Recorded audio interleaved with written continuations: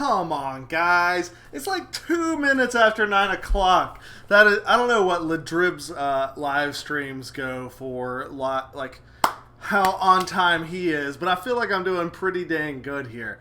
So, all right. We are here tonight. We are going to be talking about this bad boy, my QX7. I did a video on my Taranis X9D, like, back in December, and people still had a lot of questions about how I was doing things with like throttle cut and double switch arming, and I found out that some of that's baked into Betaflight now. I don't use the throttle cut anymore, just to be perfectly clear. What's up, Fluxy? I test flew your quad today, and it is it's flying good. I think it's ready to box it up and put it in the mail tomorrow. How any radios feel in my hand? Yeah.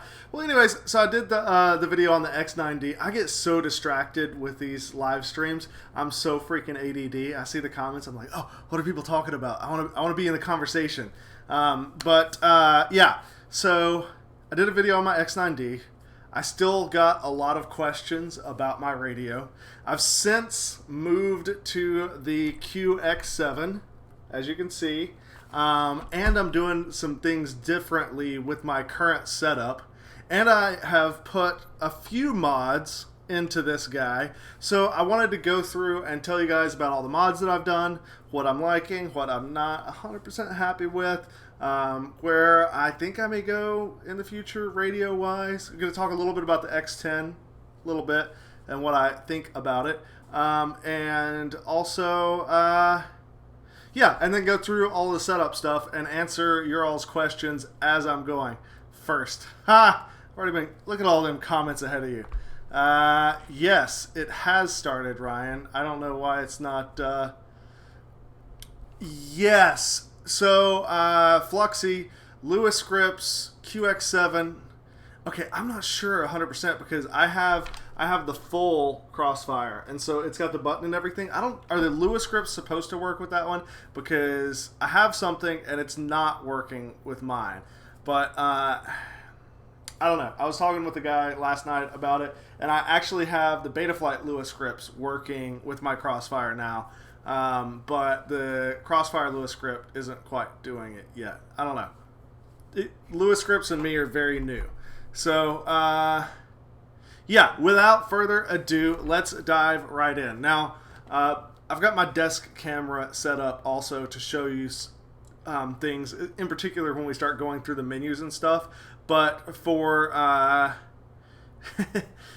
as far as looks and stuff, I just want to stick with this main camera here for a second. So, you're going to notice several different things have been changed. Namely, man, where do we start? Okay, let's just stick with aesthetics. I hated the silver rings around the gimbals. I popped those out. I spray painted them just this color that I got that's like almost black from Home Depot and put a clear coat on it. I'm going to tell you now, I'm going to have to get new ones. I don't know if you can see this or not. I'm going to have to get new rings or really hardcore scrape these off because you can't really see it, but on the outside of the ring here, as I was inserting it, I had put too many layers. I put like 3 coats of the color and 2 or 3 clear coats on, and they got too big to fit in the holes. So I had to cram it in. It scraped off some of the paint. It looks great. You have to look at it at just the right angle to even see that, but it annoys me. So I'm going to get some new silver rings and paint them again and redo that. But, so yeah, I painted those silver rings to black that out. And also, guys, all of the things that I bought, I've made sure to go and find where I got them or make links through Amazon or whatever for everything that's on the radio. Now, the next thing is around my switches. You know, they sell the aluminum little switch guard things. I have black ones. This is basically my murdered out QX7. So I've got little black tall switch guards. I grabbed those from Pyroflip. Shout out to Serge. And I just threw some heat shrink on all the switches. to make them all black and feel nice. It's so I need to enable mirrored or something on this camera, so that I don't like go the wrong direction all the time. So yeah, heat shrink on the switches. Oh wait, we actually have a super chat. Okay, see, sec. You know, I want to mention this. Glass Castles did a super chat last night and didn't get his question answered, which I couldn't find the question. Just a heads up, guys, if you do the super chat and you have a question that you want answered, as you're putting it in, there's like, you change the amount, and then right below your name and the amount while you're putting that in, there's a line to enter your question or whatever it is that you want to say. And, man, I really appreciate that, Adig, but I don't know if there was a question, and I'm looking and I don't see one. Oh wait, nope, good, just money, no question. Thank you. Yeah, if you guys do want to do a question on super chat, I've tried to pay attention to those. I apologize, Glass Castle. Last night you did a super chat thing and never got your question answered, and I was looking through, and you did $1. You have to do $2 to be able to enter a question. I don't know, that's just Google. That's not something I set up. And if you do that,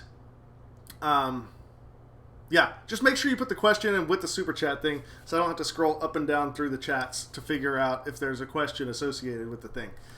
That's all I'm getting at, because I missed Glass Castle's question. I still tried to find it last night, or this morning, and I couldn't find it. Back to the radio. I'm going to try to stay on topic.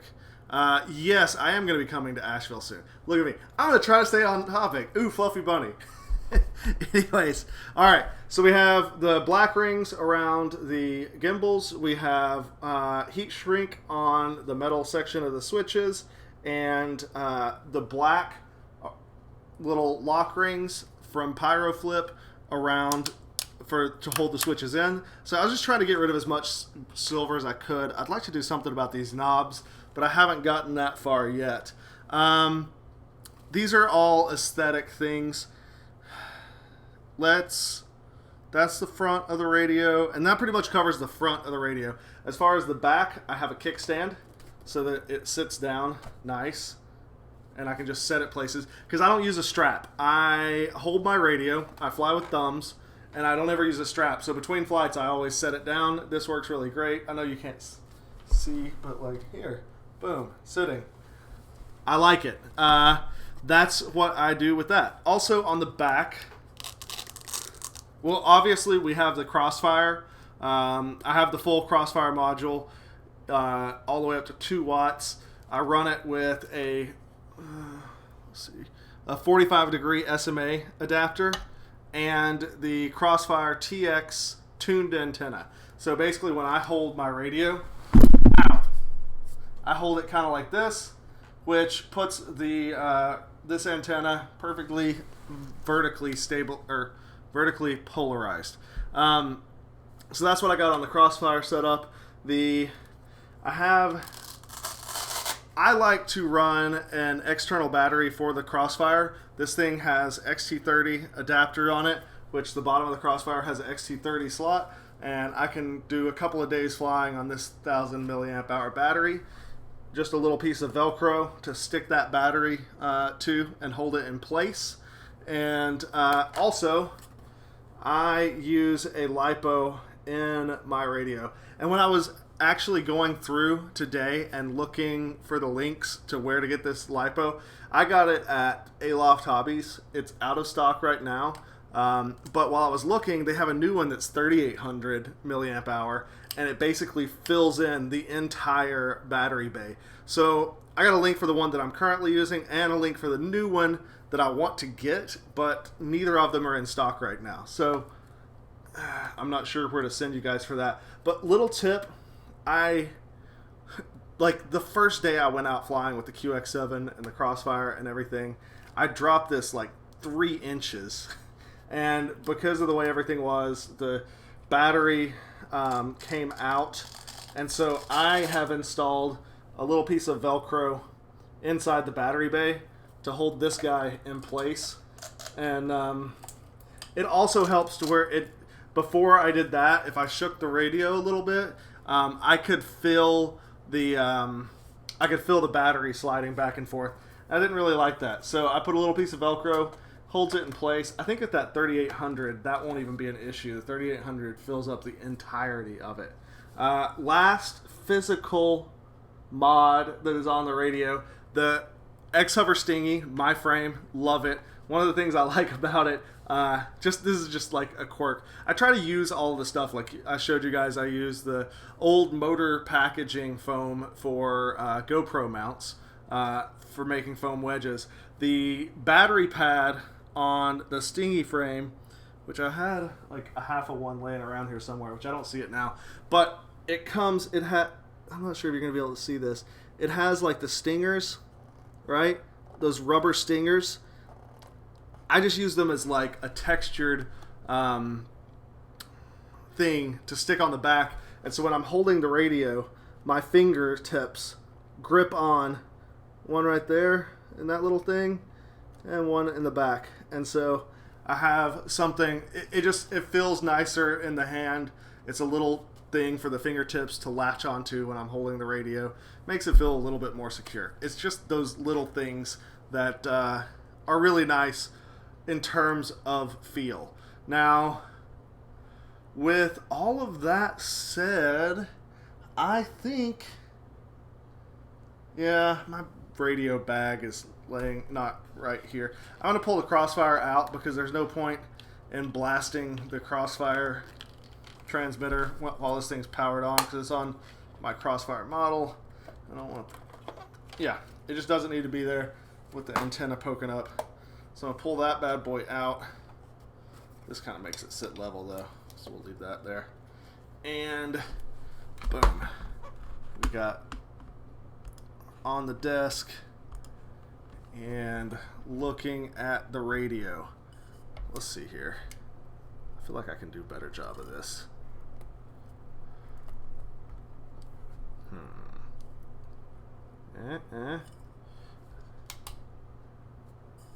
Yeah, that's better without the light.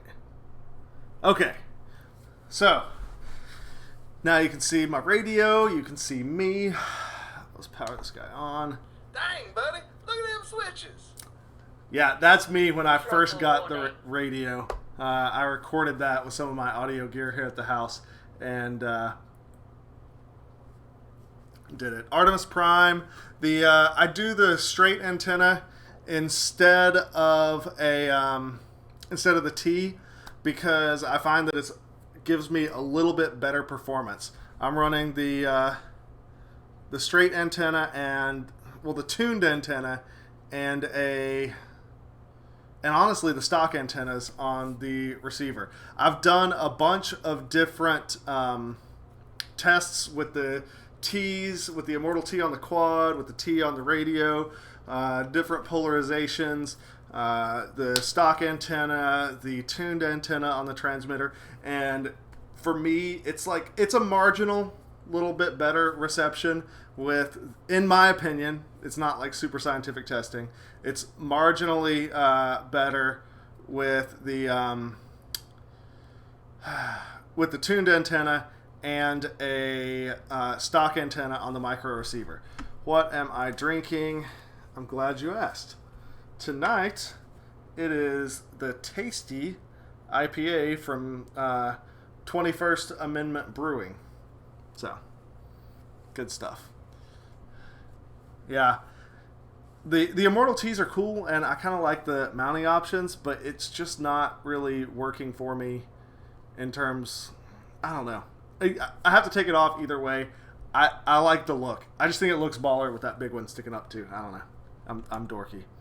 All right, so here we go. We're gonna dive right in with the QX7 settings. Now, I don't really mess with the screen that much. You can see I do run a throttle percentage timer, which I'm going to show you how to set that up. And I also run,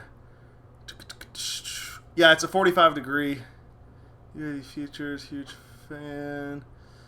Looks, I'm just going to try to going to check in on a couple of these comments real quick before we really dive in here. Stock micros, yep. What up, Skadoosh? Yeah, I run the stock antenna straight up with...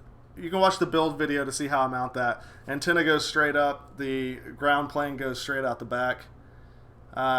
Custom sounds. There's, dude, a million videos on how to do that. Just Google, like, how to Taranis custom sound. Yeah, alright. Not so many questions. Just lots of comments. Okay. Here we go. So this is my current model that I am working on. Gonna go right in here. I got a couple different things. Yeah, this is the Teal. This is actually the radio that Teal gave me and sent to me. And oh wow. Okay, so I'm realizing that you guys can't see squat when the backlight comes on. All right. Let's see if I can't disable that.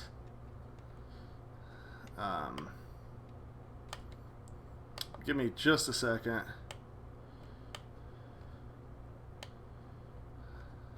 And then I'll show you guys how I was able to just disable the backlight. How about that? Let's see. That channel. Do that.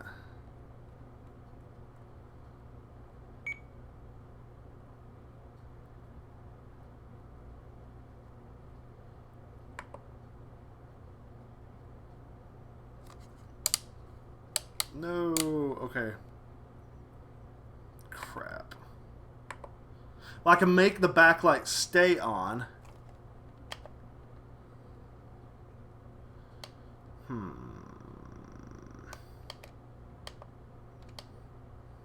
Can we disable the backlight? I think you can here. Pitch at 0.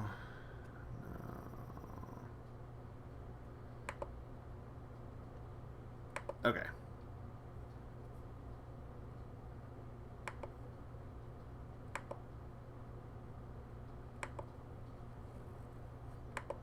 All right. Just so you guys know, there's a way in the custom switches things. You can make the backlight come on with the switch. I was hoping I could turn it off with the switch, but that wasn't an option. So I long pressed menu. It goes in and scrolling down. I'm going to try to get a little bit tighter on the screen because that's what we're going to primarily be using tonight. Okay. Yeah.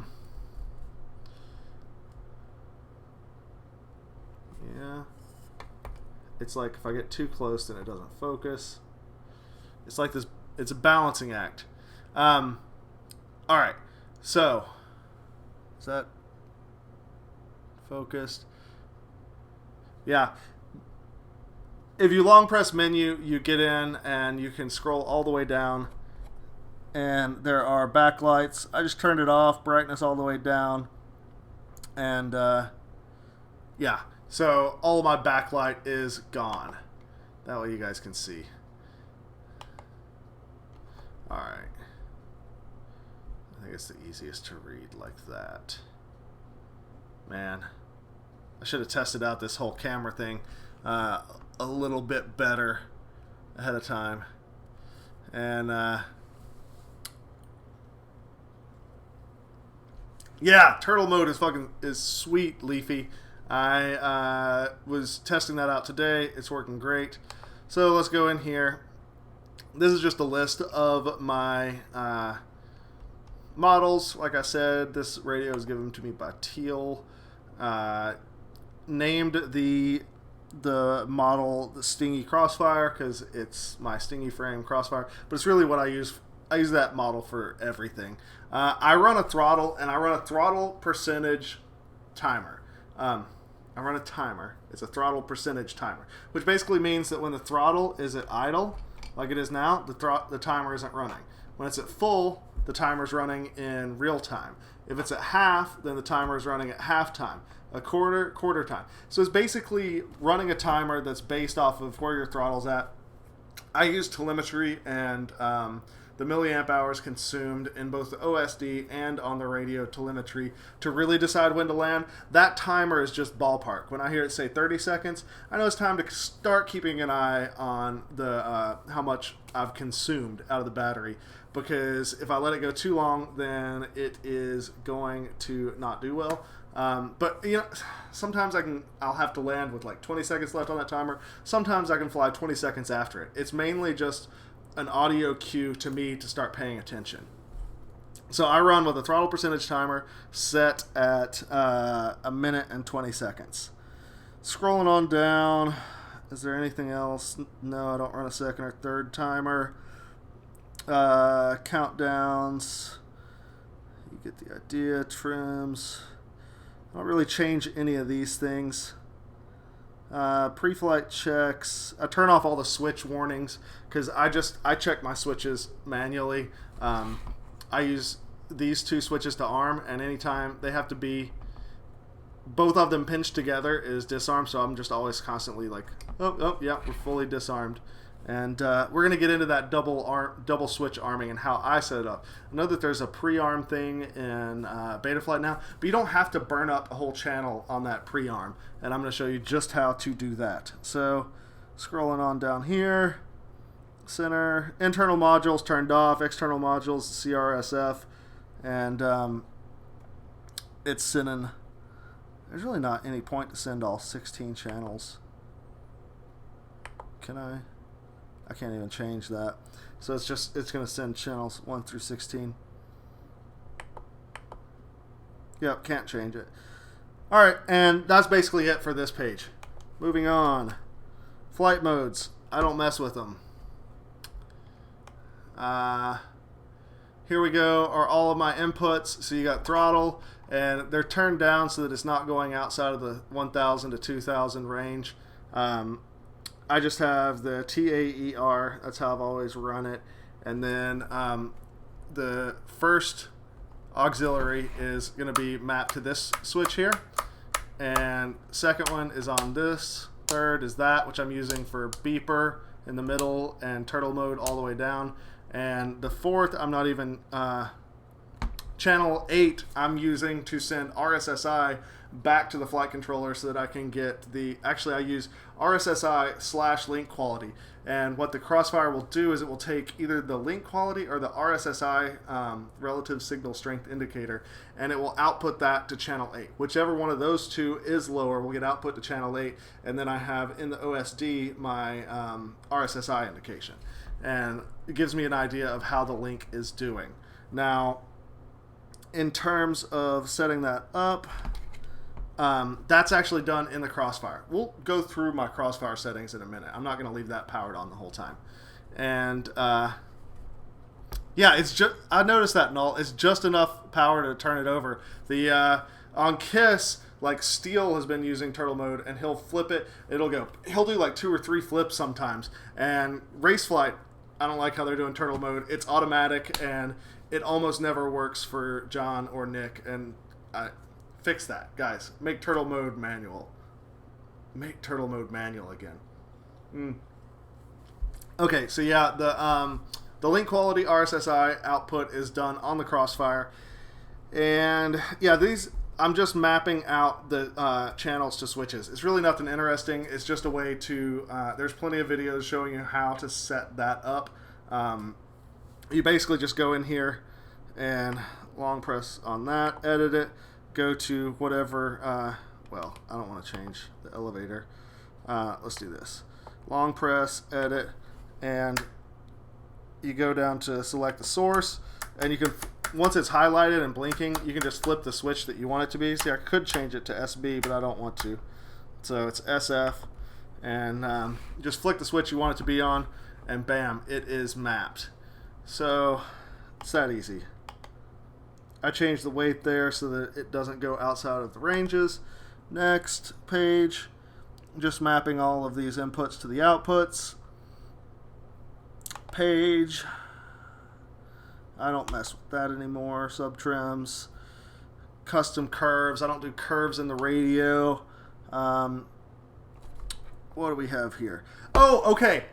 here's a neat thing that I set up. In the past, I did a video on it even, where I showed how to automatically reset your timer on your radio whenever you unplugged the mini quad. Now, I did it on the X9D, and it worked great. It was basically when RSSI went to 0, it would reset the timers.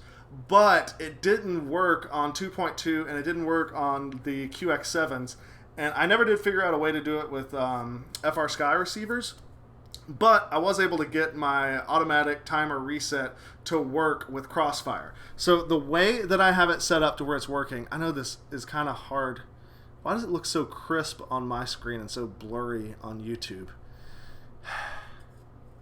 I can't make it all better. But all right, so this is logic switches. All right, and it's basically an if-then argument. You can say, if this value is greater than that value, then do this. If this value is equal to that value, then do that. So I have it set up here. It is A is equal to X. So if what I'm going to tell it here, the T, the quality, what is this? Yeah, the quality link that the transmitter has with the receiver, T quality. I don't know what that is, honestly, but I know that that one goes to 0 when I unplug the mini quad, and so I set this one. So T quality 0%. If it's equal to 0, and this is a big one, this switch SB is in that position because that's going to be part of my arming sequence. That way, I can't. Yeah. Once everything's done with the flight, I flip the disarm switch, and then I put the guard switch up. And if the guard switch is in place, is in guarded position, and I've unplugged the quad, essentially, then it resets the timer. There's a way for me to actually disarm, unplug the quad, and it not reset. And I'll explain, remind me when we get to my arming sequence, and I'll explain how that works. So, but that's how you can set it up to where your timer will auto reset when you unplug the quad. Just whenever T quality goes to 0, and preferably a switch is in the disarm position, timer will make it do the timer reset later. That's just that logic switch is enabled in that scenario. All right, what was that other logic switch that I have on here? Okay. Oh, that is set to if the A is greater than X. So if the capacity is consumed is beyond 1,000 milliamp hours, and switch SF. Oh, that's so it doesn't go off whenever the quad's disarmed. And that this disarm switch, which is the main disarm switch, is in the disarmed position. Then this logic switch is enabled. And this way I'm going to have the radio read out my milliamp hours consumed once it hits 1,000. It's going to give me a little warning, basically. So those are the two logic switches that I'm using right now. I've used other ones in the past. Those are the two handiest ones that I've wanted to carry over. All right, so now we get into the special functions. And this is where we're going to get into my double switch arming setup. And yeah, double switch arming. I had a situation. I'm just gonna let's have some real talk. Let's get back to it's just me. It's all about me. I had a situation a year or more ago. I was flying. I crashed. I went to pick up my quad, and I picked it up, and as I was unplugging it, the prop spun up. Now, I think that the prop spun because somebody kicked the switch on my radio and armed it. But ever since then, I always carry my radio with me when I am going to retrieve a down quad. It's helpful because you can use RSSI to find it and lots of other things, but it's just nice to have it. But because I always hold my radio, it's not dangling. It's like I hold it right here, and I'm always nervous that I might bump it and arm it while I'm holding the quad. So I have it set up so that there's two switches that have to be enabled in order for the prop before the props will ever spin. So I have a arming switch, which is what is mapped out to auxiliary 1, and then I do. If any of you have been around long enough to use a throttle cut, I basically implement the throttle cut techniques onto a second switch, which that second switch, let's get into this now. These first two functions are if the first highlighted line, if SB, which is this guy right here, is in the fully up position. If it's in the fully up position, then channel 5 is forced to an output of 100. So it's forcing channel 5, which is my arming channel. In Betaflight, it's set up so that channel 5, whenever it's in the low position, which would be negative 100 on the in these settings, whenever it's in the lowest position, the quad is armed. So because this override channel function, whenever SB is up, it forces channel 5 to be a high value regardless of this switch position. It's always going to be high. Now, the second line, SB middle. So if SB is in the middle position, it's also forcing channel 5 to be 100 or high. So the only way that this switch ever changes the output of channel 5 is if this switch is all the way down. So to arm the quad, I have to flip SB all the way down, and then this is an active arming switch at that point. But if this is in the up position, switching that does nothing. So you have to switch both of these out in order to disarm, or in order to arm, I mean. And then when I'm flying, I'm holding the radio kind of like this, and if I crash or I'm about to hit something, I just flip that one switch. And before I go walk and pick it up or anything, I flip the second switch so that it's disarmed and it's securely locked out to be disarmed. Okay. I know it seems kind of complicated, but it's really not. It's really simple. It's basically just overriding that channel based on a switch. Now, SD, this was because on the FR Sky receivers, I was not able to get it to automatically reset my timer. So I did, if SD, which is this guy here, is all the way down, then it resets the timer and it resets the telemetry. But I don't have to do that with the Crossfire because I have the automatic timer reset and automatic telemetry reset, which we'll get to in a second. SC, this is a little hack that I like.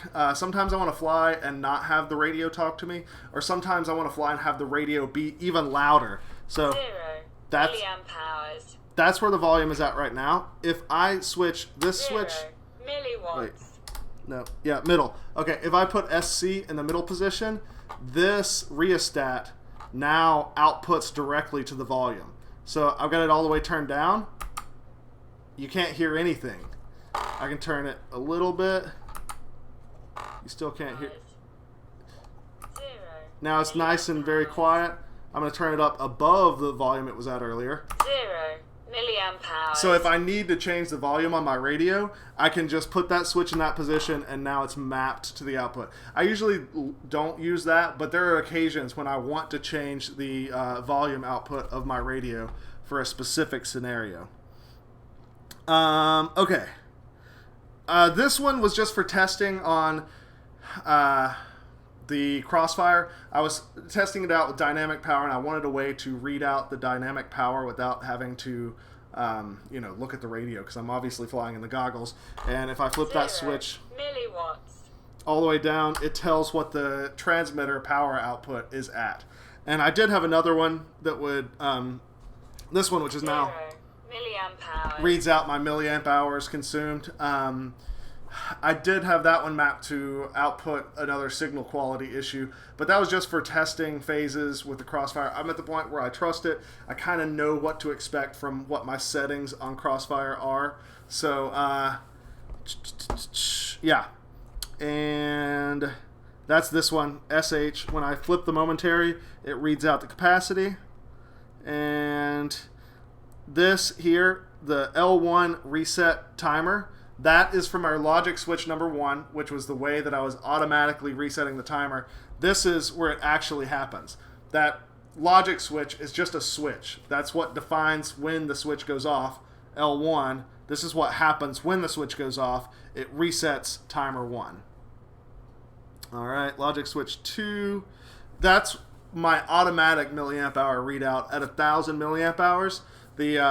So when logic switch 2, meaning capacity reaches above 1,000 milliamp hours consumed, it reads out the capacity.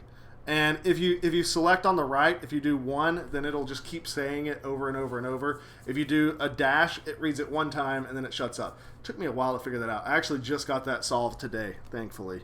That backlight thing, that was me trying to fix the backlight issue, and it did not work earlier. So we're going to clear that out. So, okay.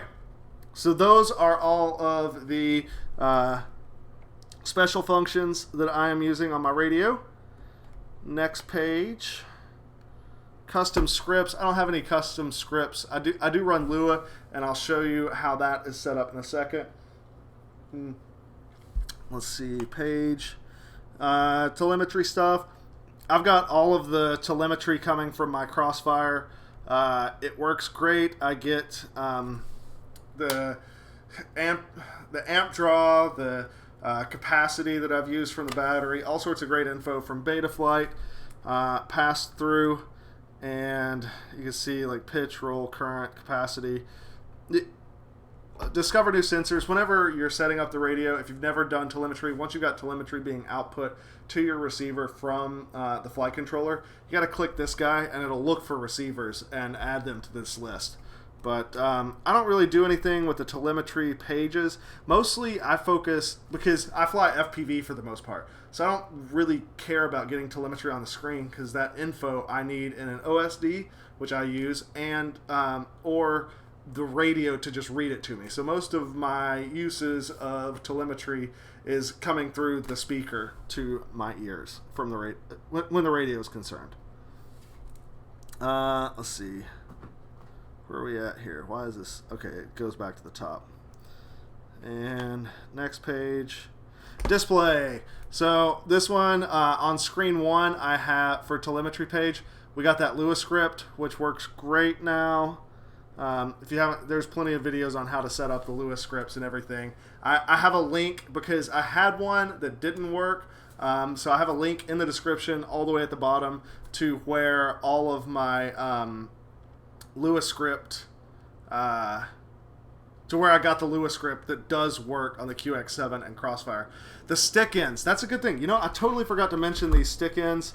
These guys are great. FR Sky had sent Steel several different variants, the umbrellas, the different pokey ones. These are it's hard to see. It's kind of they're very rounded. I don't like the plate ones, because the plate ones with your thumbs, when you hit the end point, you're just like on the edge of it like that. But these, because they're so rounded, I put my thumb on it, and no matter how much deflection I give it, my thumb still is on the grippy section. So these stick ends were game changer for me. I did a flight or two on my X9D and didn't move the stick ends over, and just went with like the old school really pokey ones. And I was like, my thumb was slipping off the throttle and stuff, and I was like, man, I do not miss these. I did miss my I think they're Grand Lotus. There's a link to where you can get those stick ends in the description. Be forewarned, though, they won't work with the stock gimbals on a QX7. You have to have the upgraded M7 gimbals, which I also have and totally forgot to mention earlier. Man, what else did I forget? I don't think I did. I did a whole video on the mod to make Crossfire work with the QX7. So that's out there. Lua script here. I think we're coming. That's the end. If you long press page, that goes to your telemetry pages, and that's where you're going to find your Lua scripts. Works good. Doesn't really want to go through. Yeah. So you can change everything in Betaflight there. All right. Let's plug in the Crossfire. And with the Crossfire plugged in, we will talk about what I'm doing here. Let's see if I can even get this to where you can see it. Alright. Okay. So, my Crossfire, it's not connected. Set to 100 milliwatts. CRSF V2 coming from the... oh man, I'm going to have to plug in. Okay, a quad. So that you can see the actual settings here. Okay. That'll work. Double disarmed, double checked. So we got a link quality, link status running, 100 milliwatts. Probably overkill for in the living room, but it's okay. Long press to get into the menus. And for failsafe, well, let's just scroll down here to the receiver. I don't use any head tracker. The channel output, channel 1 CRSF TX, channel 2 automatically will become CRSF reception, and that's going to be your telemetry back to the Crossfire. Channel mapping output. This is where I do the link quality and RSSI. You just scroll down to the channel that you want to change, which is a good idea to do the last one. And you can make it just the link quality, you can make it just the RSSI, or you can do link quality / RSSI, which is going to just output whatever the lower, whichever one of those two has a lower value at a given time, and to channel 8. And then you can set up in the OS, once you tell the Betaflight that you're doing that on channel 8, you can set up a RSSI indication on your OSD. Really handy stuff. What else is in here? Failsafe mode is just cut, so it's not going with a specific setting. Anything else? Telemetry's on. Yeah, that's really it. There's not a whole lot to fix in terms of the Crossfire on this guy. And with that, I think I have pretty much covered my entire setup. So I'm going to just go in here and try to answer some questions. I'm going to scroll up, see what I can spot. Wait. There we go. We got a Conasty. Yeah, I got a license to eat bacon.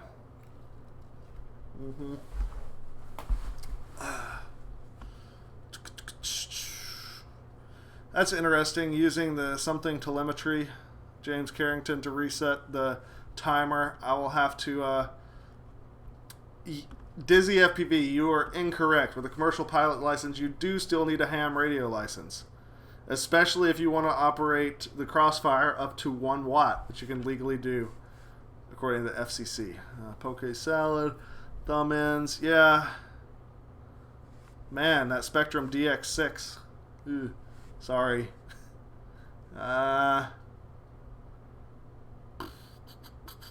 Yeah, I know. Those stick-ins are great for thumb flyers. They're not so great for pinchers. That's why Steele didn't want them, and he was like, hey, do you want one of these? And I dig it. Whoa,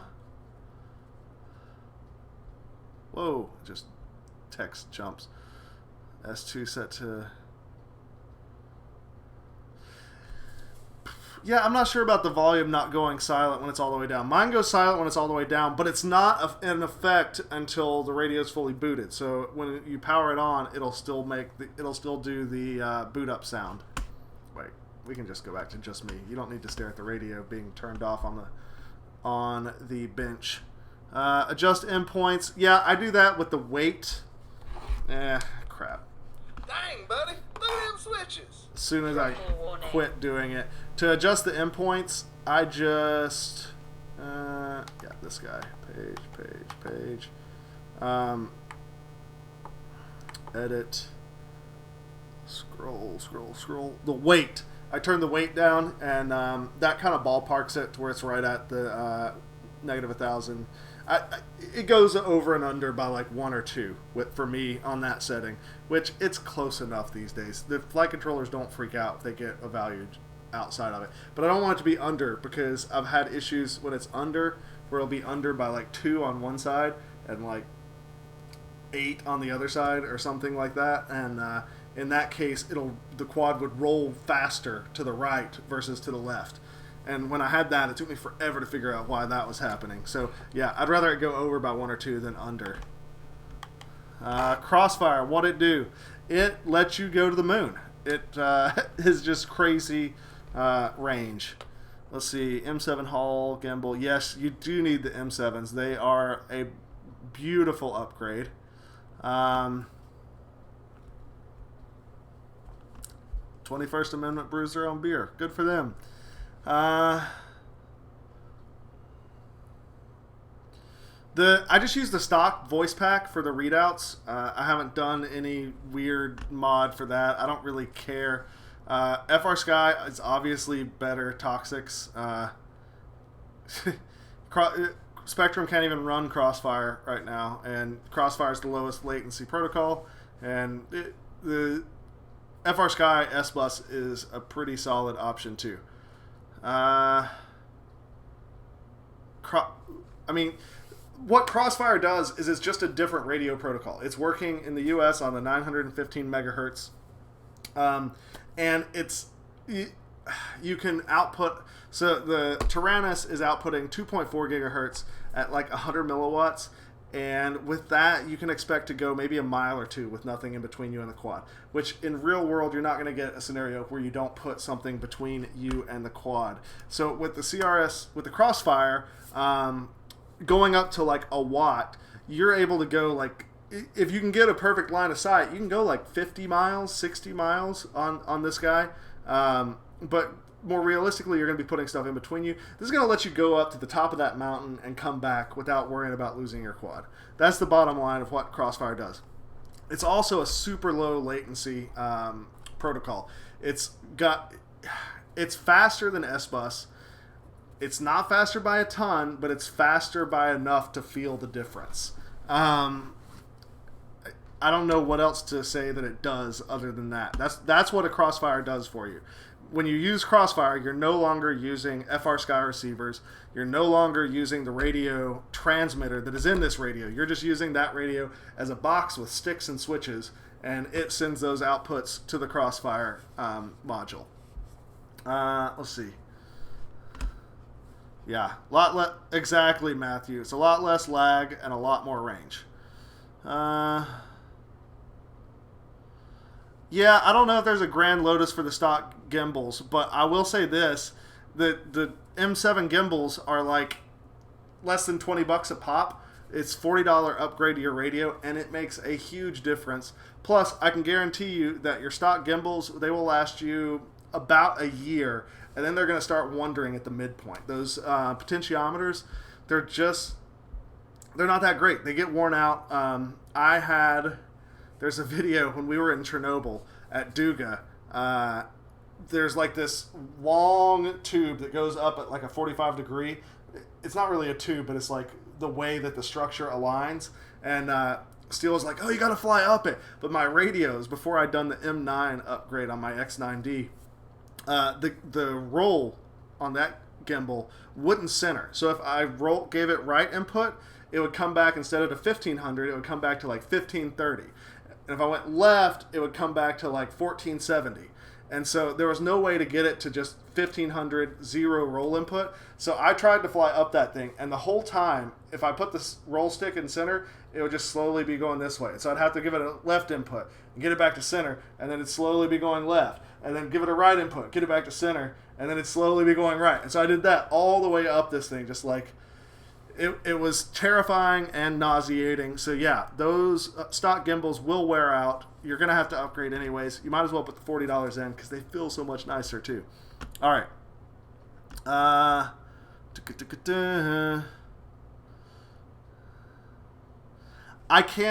noticed a difference for like the first half of battery when I switched to Crossfire, that it was faster. When I go back to a FR Sky quad, I notice it for a little bit longer, but it's something you adjust to really quickly. It's not night and day like going PPM to S-Bus was.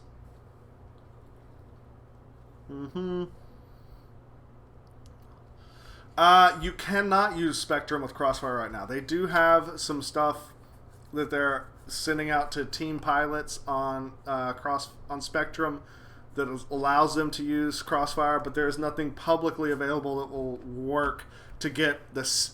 You can use a Crossfire, but you have to do it out the trainer port, and that's implementing PPM, which is like the slowest, and it's not worth it.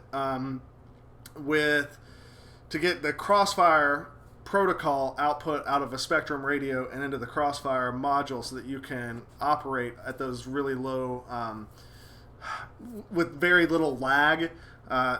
It's a custom firmware that Spectrum's only providing to Spectrum pilots at this time. I don't know if they're going to make it like to everybody at some point, or if they're going to, there's rumors that they're working on their own long range system. I don't know what's going to happen with that. I'm not really affiliated with Spectrum. So, Crossfire Crossfire kind of integrates with video, but it's in a like convoluted way. Oh shoot. I totally left that quad plugged in. Oops. Don't do that. Don't turn off your radio and okay, safety guys. There is a way to implement the Crossfire with the video, but it's convoluted. You know how we use smart audio with Betaflight and the OSD or the Lewis scripts to set your video transmitter. There is a way to output. Remember where I had the output for the micro receiver? It was like CRSF transmit, CRSF receive, and then there were two that I was not using. You can make one of those smart audio and connect the smart audio, or connect one of the outputs from a micro receiver directly to the smart audio port of a Unify, and then there are menu options on the Crossfire itself to set the video transmitter output power and channel and all of that. But it's kind of like a wonky workaround if you've got Betaflight and OSD and the Lewis scripts. X10 and X10S. Okay. God, the X10 and X10S are sexy radios, and I want one. That's my thoughts. I like the X10S for the aluminum gimbals. I know Steel isn't a fan of the way it feels at the end points. It's a little, with the plastic in like the M7s, it's a little bit softer when you hit the end points. I kind of like it having a little bit more firm click to it. I don't know. I think that's a personal preference thing, so I kind of want the X10S for that reason.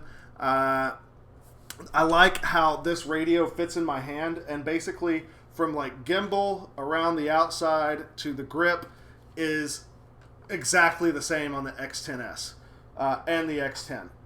They are a little bit taller, so it comes down a little bit more, and that doesn't really...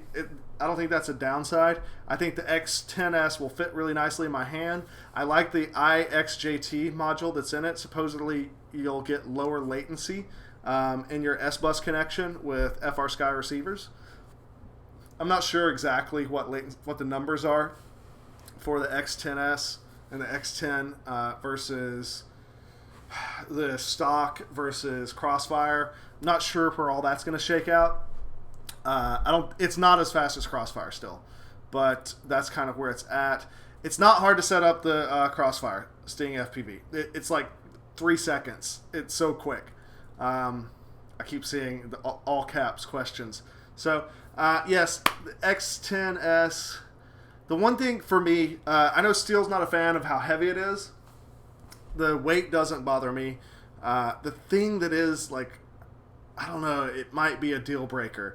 Because I travel a good deal with all of my gear, and that charging setup, sucks. When it got in, we thought they'd sent the wrong connectors for Steel's radio, the X10S, because all we had was the wall wart, and it had like a barrel plug, and there's no barrel plug connector on the radio that would fit. And we had to call a guy from Spectrum, and he was like, oh yeah, there's an extra box that you have to plug in. So you have to plug like this box into the radio, and then this wall wart into the wall, and then into the thing. And it's all going through a USB-C port. Like, I just wish you could just plug it. If you could just plug it into any USB-C, that would be amazing. But it doesn't work like that. The circuit board to regulate the lithium-ion charging, well, the lithium-ion charging circuit is in that little box. They say because it makes too much heat to put it in the case. So, I don't know. Can I work with it? I could probably work with it, but I'm not... I'm disappointed in that majorly.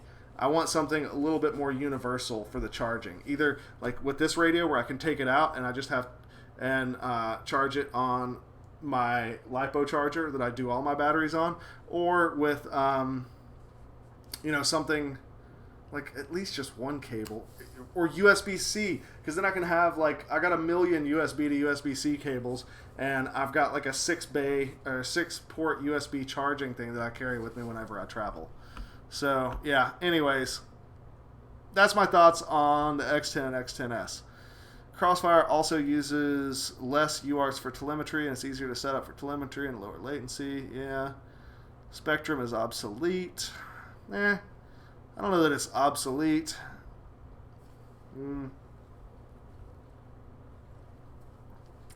Yeah, I'm not using dynamic power. Apparently, I was talking to Steele and Trappy about this. Initially, dynamic power, it took a lot of packet loss before it would up the power output, and apparently it's better now, and it's able to update the power. Initially, it was not good for mini quads because you changed orientation. The polarization of the antennas changed too quickly to really make it work well. Apparently, it's been updated, and it works really well with mini quads now. It went from like, I forget, it's like a factor of 10 faster or more. Like 60 milliseconds versus like 6 or 3 now. I don't remember, but supposedly it works. I haven't really tested it yet. I need to get around to doing that. But yeah, I'm not using dynamic power. I'm just using 100 milliwatts all the time. Occasionally 500.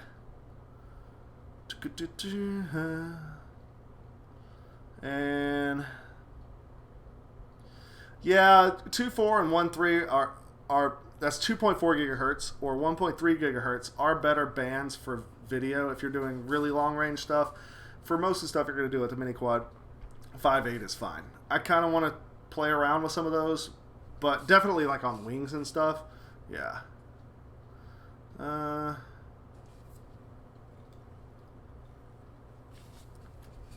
Yeah, with mini quads, you're definitely not.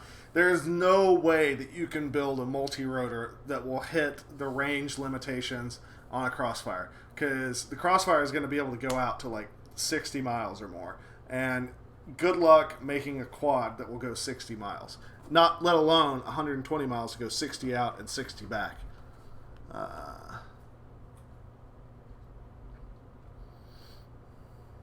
2.4 and 1.3 are way more penitentiary. 2.4 and 1.3 are way more locked in the pen. Penitentiary. Okay. I think what he means to say is they're better at penetrating. But, anyways. Whoa, why? It keeps jumping to the bottom occasionally. I'm almost to the bottom. Let me get to the bottom. Yeah, I know about modding the X10S. I already have some ideas on what to do. I'm thinking about, once I get one, cutting a hole in the casing and putting just a balance port and charging straight off the balance lead for the lithium ion that's in it. That's one thing that I'm kind of toying around with.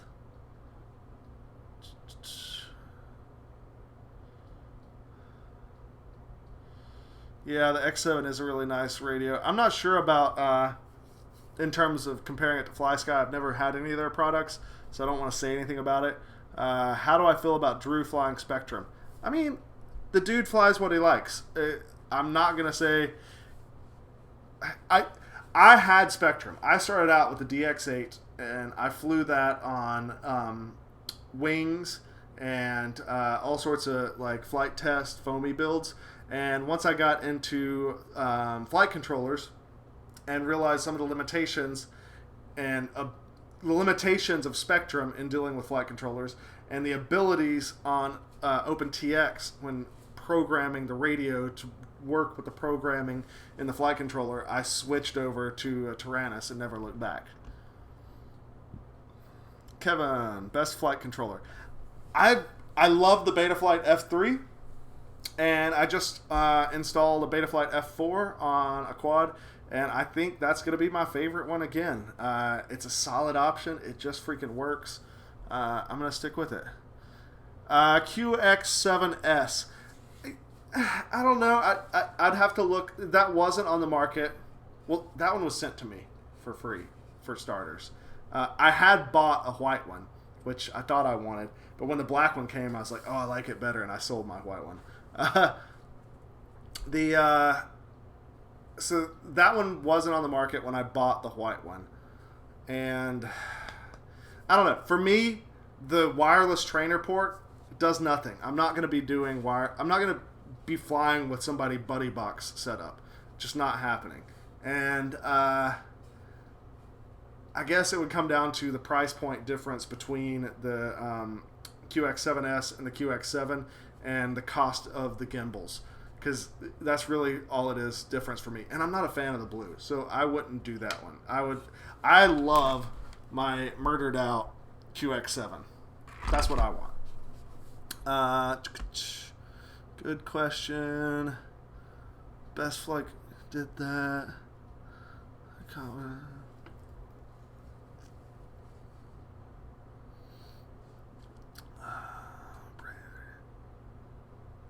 Huh. I didn't know Brain 3D was making gimbal rings for the QX7. I'll have to take a look at those. He makes good prints. I've got some of his GoPro mounts.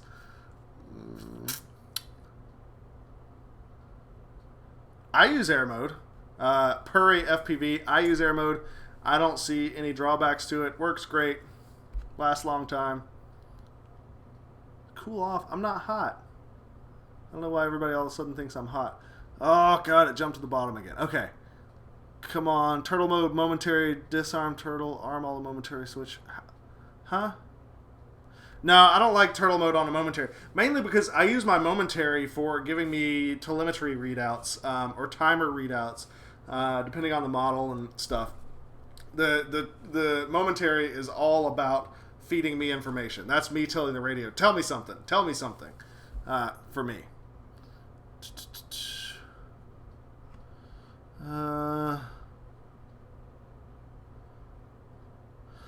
I've got t-shirts. You know what? Wait, I don't even know where it is. I have a t-shirt that I've filmed.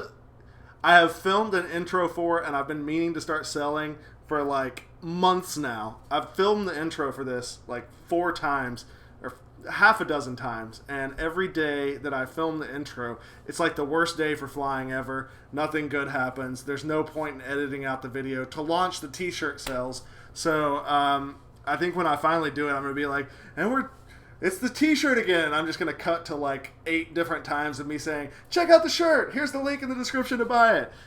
Yeah, so t-shirts coming. Aliens, I don't know, probably they're real.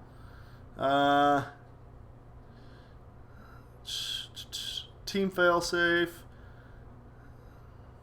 The M9 gimbals and the M7 gimbals are the exact same. The hardware is the same. It's just the mounting around the outside ring that's different.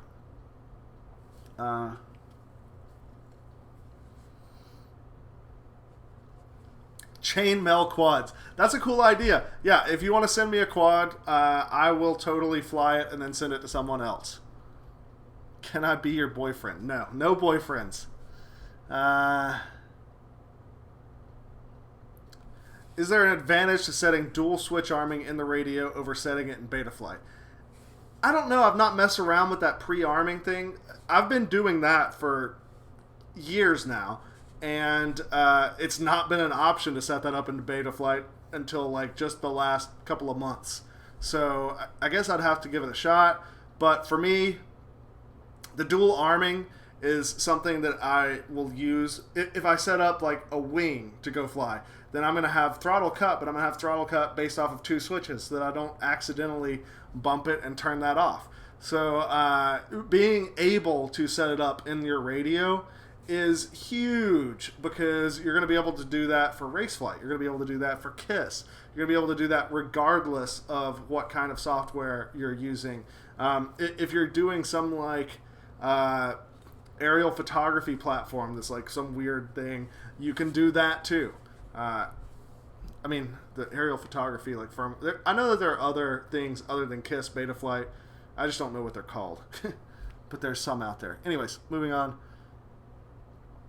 What batteries do you like using for the motors use? I use Venom packs. The Venom 1300, 75C, 4S batteries.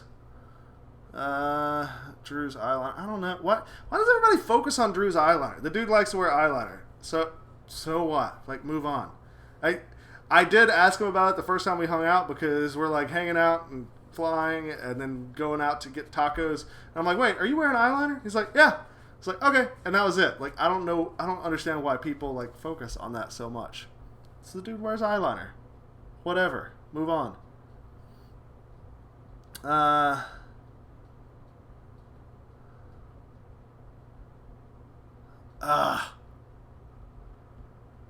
Yay, sending me an email. Don't tempt me.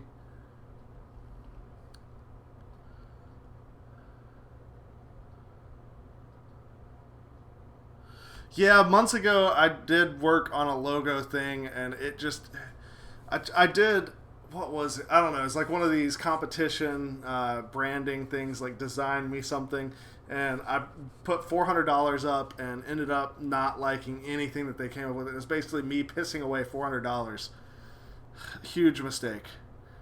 Stingy, what charger do you use? I use the iCharger 406 Duo. It's baller. I love that thing, but it's really overkill. My travel charging setup is the Q6 from ISDT. I got one. I'm about to get a second one so that I have 2 channels on the road. And then when I'm home, I've got like 4 channels. And then a modded server's power supply for that, because the hobby power supplies suck compared to what you can do by modding one. Oh man.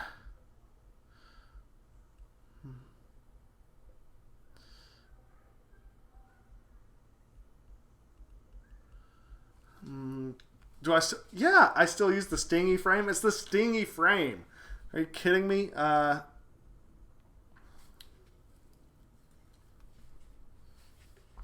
1300 and not 1500 because of weight.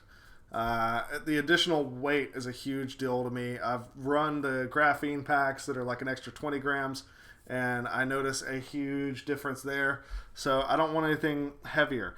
I've considered running the 15s with some higher amp draw things, but it just doesn't work out in the end. My first quad was a Proto X, the little Estes model that's like that big. But I got into like the flight test builds and stuff. Then my very first like mini quad was a QAV 250 on 1806 motors, and I don't even know what the ESCs on that thing were. They were not good. Yeah, QAV 250. What do I think of the R-Line tattoos? I don't know. I've not flown them.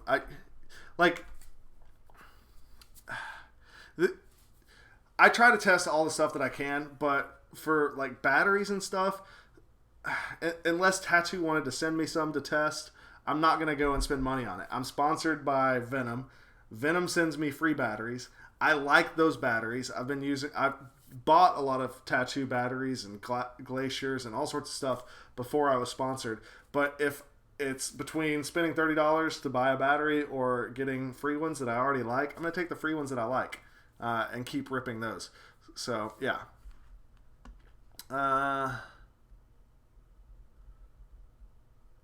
ESCs, yes. I also use the XSD 30s from DYS. But my newest build, and what I've built for the build of Stingy, is the Betaflight 35 amps, and I am going to be rocking those pretty much exclusively going forward. I need to hit up FPV Model and be like, I need more.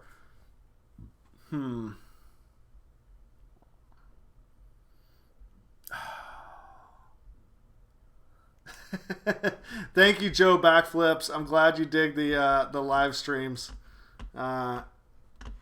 I appreciate the super chats.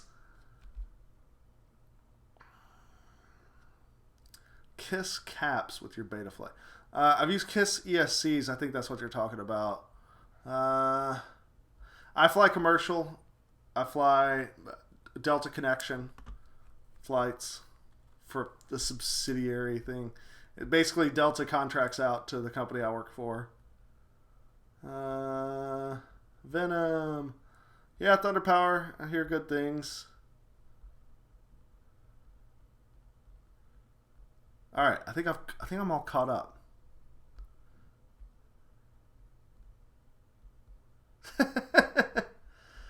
Oh, Eric, man, Nasty.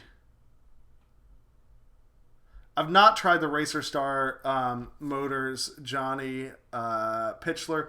I've heard good things though. That I know they're inexpensive, like Chinese things, but I've heard that for the money they're pretty decent. I don't know.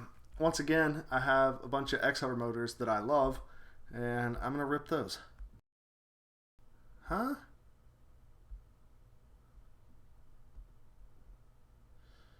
What do I think of the Venom Pro Quad battery charger? Yeah, putting me on the spot there. I have not tried out any of the Venom chargers. I need to just have them send me one so that I can give it a go and let people know what my opinions are on it. I'm not even sure what the stats are on that guy. Man, I'm being a bad sponsored pilot here on that.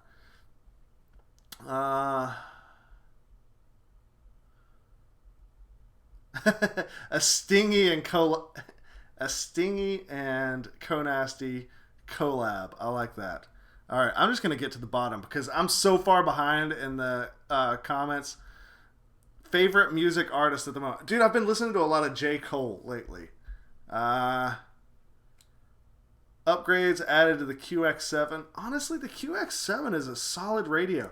I wish that it had like a few nicer like feel to it. The feel on it is plasticky. It feels like a cheaper radio. I'm not gonna lie. I wish that it had some nicer materials, but this is like $100 radio. There is not a better bang for your buck radio on the market than this guy. Hands down, you can't beat it for the money. What this thing is capable of doing, just can't do it.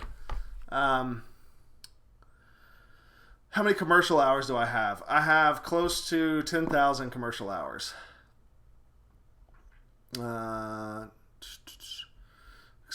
on Acro, and what is... I don't use the accelerometer. Okay, Acro doesn't use the accelerometer. Only thing that uses accelerometer is auto level modes. So I've been turning that off for years because we turned it off like way back in the NAS 32 days. Because that flight controller didn't have enough processing power to handle that data and run at 1K, so we had to turn it off to run it at 1K. And it's still true that for live streams, man, Joe backflips, you're in my head. All right, here, licked it. Yeah, for cutting out the accelerometer gives you some better performance on the flight. It just lowers the processing requirements for the flight controller. Stephen Morse, I can see your comment. The tool that I use for the switch nuts. Actually, if you get it through the link that's in the description from Pyroflip, he sends the tool with the packet. So I just use that tool that came with it. How did Steele and me meet? Let's see. I met Steele and Schizo the same day. Todd Walt, who now works for MultiGP, you've probably met him at races somewhere. I forget his title. Sorry. He was just starting out and had everybody in Atlanta come together to get and do a meeting. I had only been flying for like a month, and I'd gone to one public flying thing, and everybody there was like, "Oh, you got to meet. You're pretty good. You should meet Steele and Schizo." And I was like, "All right, cool." Like I'd seen a few of their videos, but they were not like mega stars then. And so I went to the I got out of work and I went to the flying session after dinner with Todd Wall, where he was trying to convince everybody in Atlanta that we should all be racing, and that's when I met Steele and Schizo, and talked to him a little bit. We hit it off. I've been flying with this guy Chris Brand, who used to fly here in Atlanta, and flew with them, and yeah, kind of hit it off, and made plans to go flying the next week, and just ended up being good friends. The next thing you know, we're flying like every single day together. All right.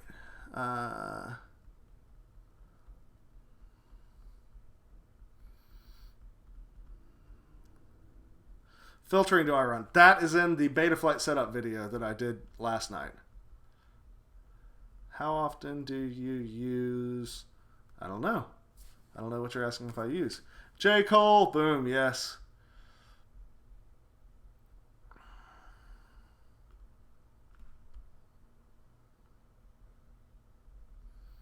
Yeah, I like a lot of Expo. Okay, I think I finally got to the end. It didn't hurt my hand using the tool. A goggle version of the QX7.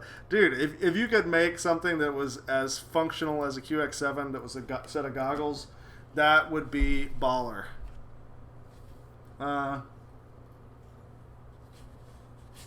I am not planning to go to Megadrone X this year.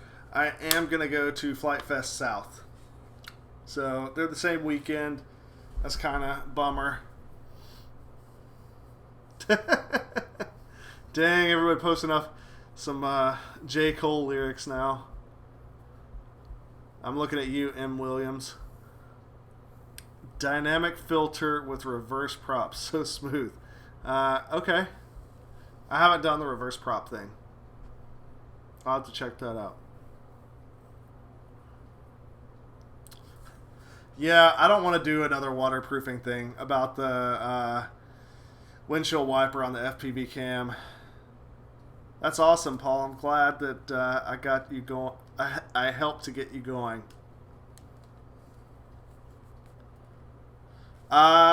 Stumpy FPV, no need for a PDB with the Betaflight F4 flight controller. It does its own PDB.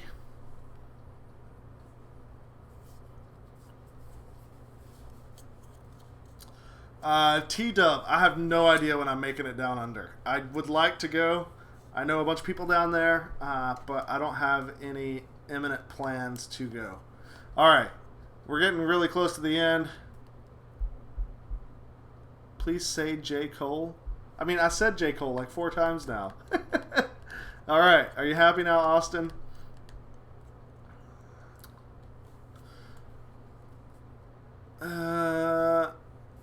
I like the top mount battery better. Yes, Konasty, I answered your question. Wait, I don't see a question from you. You got to ask a question to get an answer. Rain X on the GoPro. I would do that if I was going to do it again, but it just... Larry O'Neill. That's, I'm not even going to repeat that, but it's funny. Alright. Alright, guys. With that, I am going to... Whoa. I'm going to accidentally set something down on the ND filter on the GoPro. I'm curious to see the results from that. I think that there's potential there, but I don't think it's going to like be a game changer.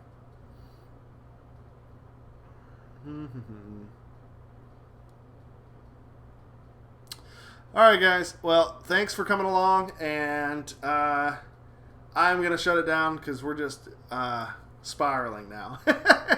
Y'all have a good night, and we'll see you next time. Click the like button, subscribe, come back, check out other stuff. Yeah, I've already made this way longer than I wanted to be anyways, so we'll see you guys next time. Alright, and I'm out.